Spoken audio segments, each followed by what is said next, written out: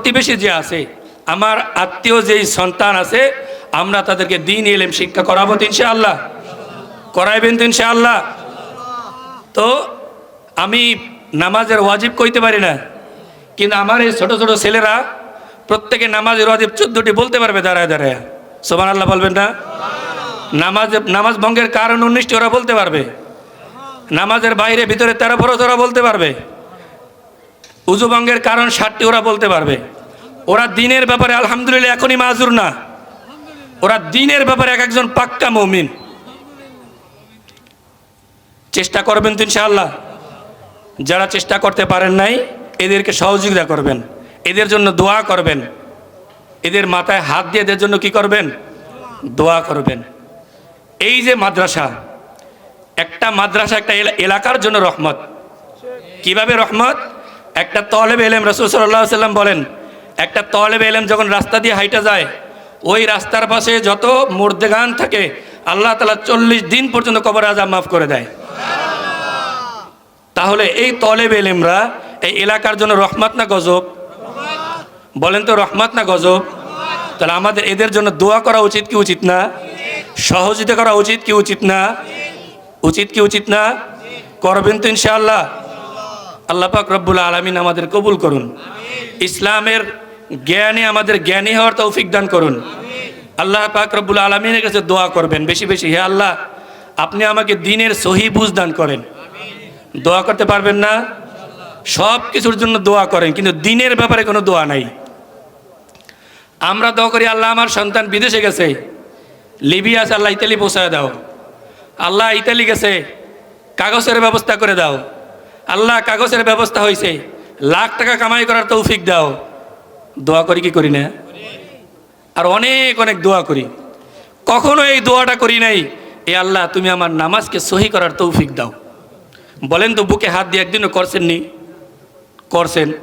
কারণ এইটারে, এই দ্বীনকে, ইসলামকে, নামাজকে আমি কোনোদিন জরুরি মনে করি নাই, কোনোদিন জরুরি মনে করি নাই। যেইটা বেশি জরুরি ওইটাকে আমি কোনোদিন জরুরি মনে করি নাই। যেইটার জিন্দেগি ক্ষণস্থায়ী এইটা নিয়ে সবসময় আমি ব্যস্ত। আল্লাহ পাক রব্বুল আলামিন আমাদেরকে, ওলামায়ে কেরাম আছেন কথা বলবেন, আলোচনা করবেন, আমি একটু ওদের ব্যাপারে কথা বললাম। আল্লাহ পাক রব্বুল আলামিন বেশি বেশি আমাদের জন্য দোয়া করবেন। আল্লাহ তাআলা যেন আমাদেরকে দ্বীনের খেদমত ইখলাসের সাথে করা তৌফিক দান করেন। বেশি বেশি দোয়া করবেন তো ইনশাআল্লাহ। আমাদের জন্য বেশি দোয়া জরুরি, আমাদের ইখলাস বেশি জরুরি। আমরা যেন ইখলাসের সাথে এদেরকে পড়াইতে পারি, বেশি বেশি দোয়া করবেন। এই মাহফিল যেন প্রত্যেক বছর চলে। আপনারা চান কি চান না? এই জান্নাতের বাগান প্রতি বছর হোক, আমরা চাই না? চেষ্টা করবেন, দোয়া করবেন। এখন এই ছাত্ররা, ওদের আপনারা সহযোগিতা করেন। আমাদের অনেক প্রবাসী ভাইরা আছে, ওদের জন্য মাঝে মাঝে খাবার দেয়, টাকা পয়সা দেয়, আইসা ওদেরকে হাদিয়া দেয়, নাস্তা খরচ দেয়। আবার আমাদের প্রতিষ্ঠাতা সভাপতি যিনি আছেন হাবিবুর রহমান খান, উনি ওদেরকে, এই যে আমাদের বর্তমানে 26 জন ছাত্র আছে, কয়জন? ওরা একেবারে ফ্রি, ওদের কোনো খানার টাকা নাই, পড়ার টাকা নাই। ওদেরকে মাসে মাসে পোশাক দেওয়া হয়, ওদের টিস্যু খরচ দেওয়া হয়, অর্থাৎ যাবতীয় ওদেরকে আমরা এইভাবে লালন পালন করতেছি। আপনারা ওদেরকে নজর দিবেন, চেষ্টা করবেন যাতে এক একজন হক্কানে আলেম হইতে পারে ওরা। এখানে ফায়দা কি? একজন ছাত্র যখন, এই তলেবে ইলম যখন জান্নাতে যাইবে, আল্লাহ তাআলা যখন ওকে জান্নাত দান করবে, তখন এই ছাত্রটা বলবে, হে আল্লাহ আমি তো একা জান্নাতে যাব না। আল্লাহ আমি ওই আদিত্যপুর মাদ্রাসায় পড়ছিলাম, ওইখানের এলাকাবাসী, আমার অনেক চাচা, আমাদের অনেক দাদা, আমাদের অনেক ভাই, তারা আমাদের সহযোগিতা করছিল, আমাদের খানা দিছিল, আমাদের চাল দিছিল, আমাদের ধান দিছিল, এইভাবে আমাদের সহযোগিতা করছে। হে আল্লাহ আমি তো তাদের ছাড়া জান্নাতে যাব না। তা আল্লাহ পাক রব্বুল আলামিন আমাদের সবাইকে ইখলাসের সাথে দ্বীন শিক্ষা করার এবং করানোর মতো তৌফিক দান করেন। আল্লাহ তাআলা এই মাদ্রাসাকে কিয়ামত পর্যন্ত কায়েম রাখেন, আপনাদেরকে এই মাদ্রাসার খেদমত করার তৌফিক দান করেন।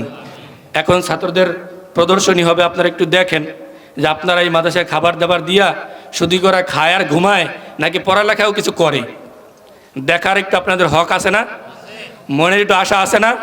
কখনো তো আসেন না, কখনো তো বলেন নাই যে হুজুর একটু ওদের কি পড়ান একটু দেখি, বলেন না যদি একটু একটু ইচ্ছা করে আমরা দেখাই, একটু দেখেন।